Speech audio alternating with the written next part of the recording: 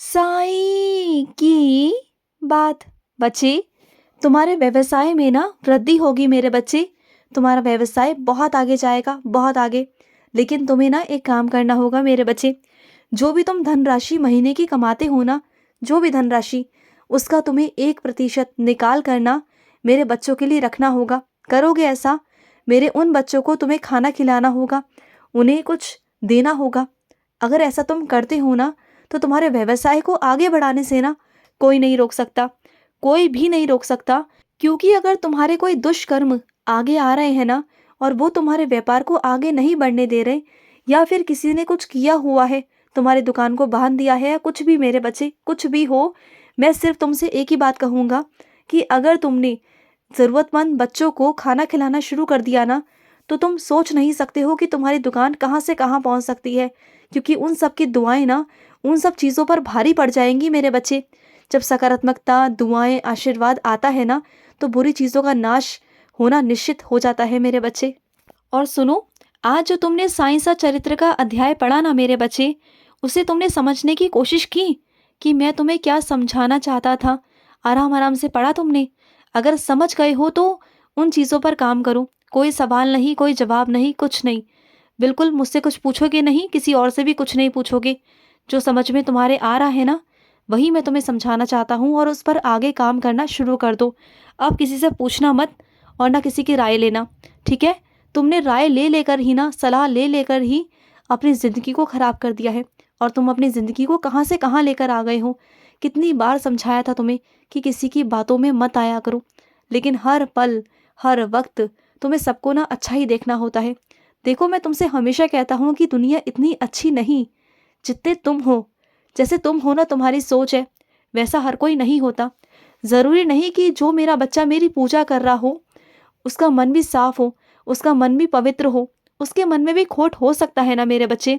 उसके मन में भी स्वार्थ हो सकता है, उसके मन में भी मतलब हो सकता है मेरे बच्चे। हर कोई ना एक जैसा नहीं होता। इस बात को तुम्हें कितनी बार मैं समझाने की कोशिश कर रहा हूँ, तो बात को समझो ना। और सुनो, किसी के ना उतरे हुए पुराने कपड़े मत लिया करो, ना पहना करो। चाहे वो कितने भी अच्छे क्यों ना हो, कितने भी नए क्यों ना हो। पुराने कपड़े कभी भी किसी के नहीं लेने चाहिए मेरे बच्चे।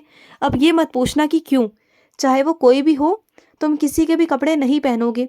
चाहे तुम्हारे पास 2 जोड़ी कपड़े हैं, उन 2 जोड़ी कपड़ों को ही पहनो। लेकिन किसी से मांग कर नहीं पहनोगे, किसी की उतरन तुम नहीं पहनोगे। सुन लिया मेरी बात को? बिल्कुल नहीं पहनोगे। और सुनो मेरे बच्चे, एक बात ध्यान रखना, विशेष तौर पर जिसने तुम्हें लड्डू गोपाल जी दिए हैं ना मेरे बच्चे, लड्डू गोपाल जी तुम्हारे पास है ना, तो उनका अच्छे से सेवा करना मेरे बच्चे।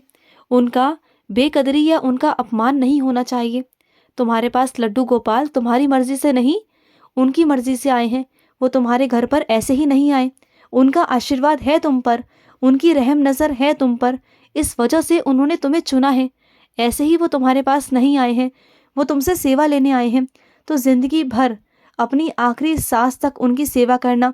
अगर तुम उनकी सेवा करोगे ना, तो मैं सच कहता हूँ मेरे बच्चे, तुम्हारी ज़िंदगी में कभी भी किसी भी चीज़ का अभाव नहीं रहेगा।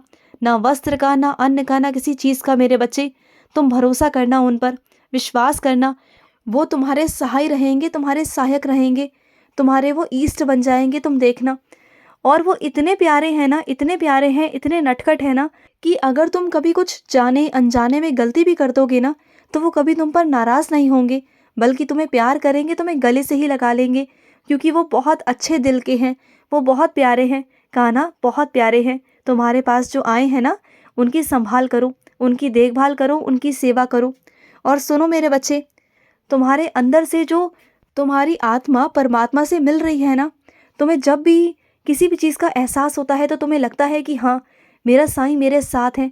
तुम्हारी जो आंतरिक है ना, आंतरिक मन जो तुम्हारा है ना, जो आंतरिक तुम्हारी चीज़ें हैं, वो उजागर होना शुरू हो गई है मेरे बच्चे। और अंदर से तुम्हारी जो अंदर की दुनिया है ना, वहाँ का अंधकार मिट रहा है मेरे बच्चे।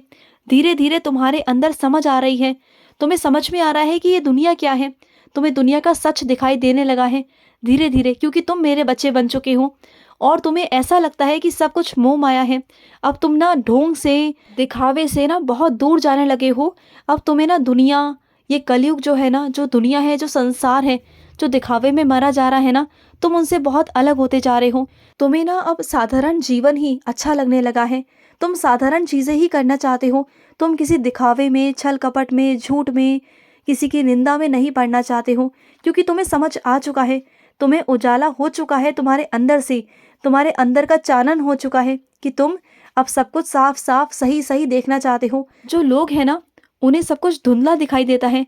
वो सच से वाकिफ ही नहीं हो पा रहे हैं, क्योंकि उनके अंदर इतनी अपवित्रता है ना कि वो चाह कर भी ना वो चीज़ें नहीं कर पा रहे हैं जो तुम देख पा रहे हो, जो तुम समझ पा रहे हो।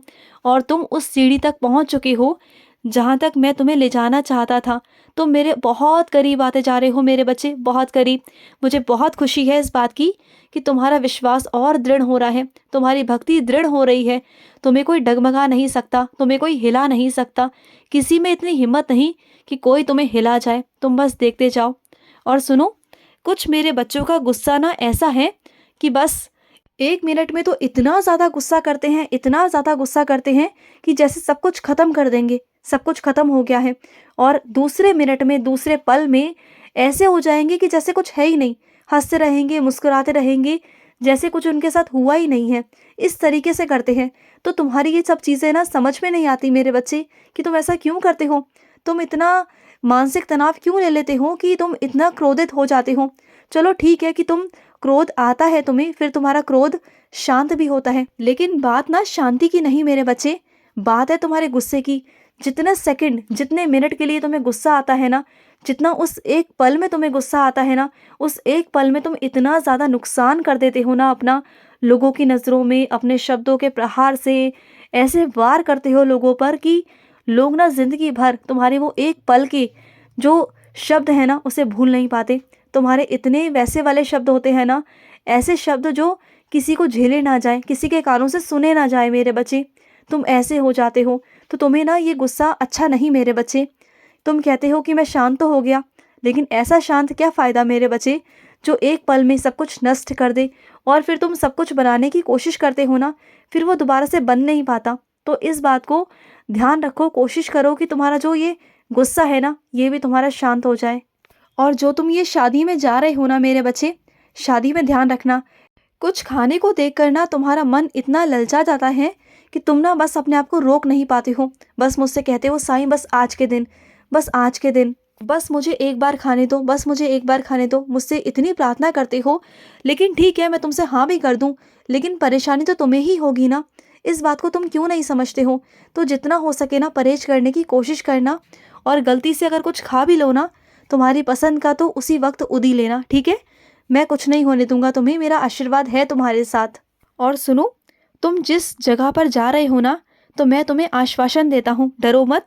जहाँ तुम जा रहे हो ना, जहाँ पर तुम्हें जाना है, वहाँ पर मैं तुम्हारे साथ उपस्थित रहूँगा, चिंता मत करना। जो भी तुमसे पूछा जाएगा, बोला जाएगा, कुछ भी, वहाँ पर मैं रहूँगा तुम्हारे साथ, तुम्हारा हाथ थाम कर। डरना मत, तुम्हारा साईं तुम्हारे साथ ही रहेगा। चाहे अंधेरा हो, दिन हो, रात हो, तुम्हारा साईं हमेशा तुम्हारे साथ ही रहता है। और ना अकेले रास्ते में भी डरा मत करो कि तुम्हारे साथ कोई नहीं, या अकेले रास्ते पर तुम चल रहे हो, कुछ भी हो सकता है। तो डरना मत, क्योंकि तुम्हारा साईं हमेशा परछाई बनकर तुम्हारे साथ चलता है। तो बिल्कुल डरा मत करो, तुम्हारा साईं हमेशा तुम्हारे साथ है, ठीक है। और सुनो, और आज ना मुझे अपने पूरे घर में घुमा के लाना, अपनी गोद में मुझे लेके जाना, और अपने पूरे घर में भ्रमण करवाना मेरा। क्योंकि कभी कभी ना ऐसे किया करो। वैसे तुम मेरा उदी जल छिड़क देते हो, मुझे पता है, लेकिन कभी कभी ना मुझे भी भ्रमण कराया करो अपने घर का। जो भी नकारात्मक ऊर्जाएं होंगी ना, वो सब दूर भाग जाएंगी तुम्हारे घर से। बस मेरे चलने की देरी है तुम्हारे घर पर, तो मुझे लेकर चला करो, पूरे घर में भ्रमण कराना मुझे, ठीक है। खुश रहो। आज का मध्याह्न साई संदेश समाप्त हुआ।